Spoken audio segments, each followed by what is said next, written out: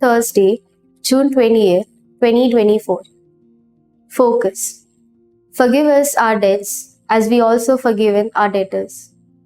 I came across this line recently. If anyone has caused you hurt, stop dwelling on it and giving them rent-free space in your head.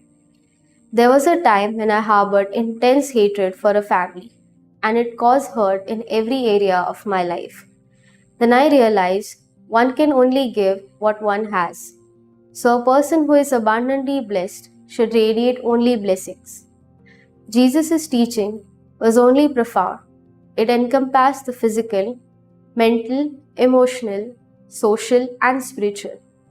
Forgiveness helps bring healing to our body, our mind, and to the world around, and it enriches our relationship with God.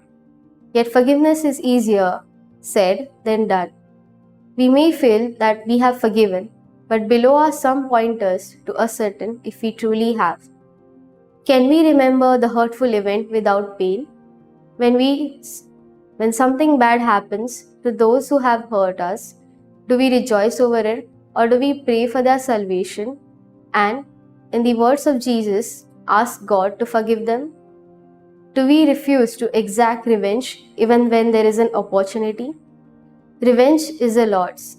We may persist with legal remedies, not with hatred, but with concern, as ignoring justice could amount to encouraging the other to continue in his or her wrongful deeds. Fruit, let us be careful not to bring judgment on ourselves when we pray this petition of the Our Father.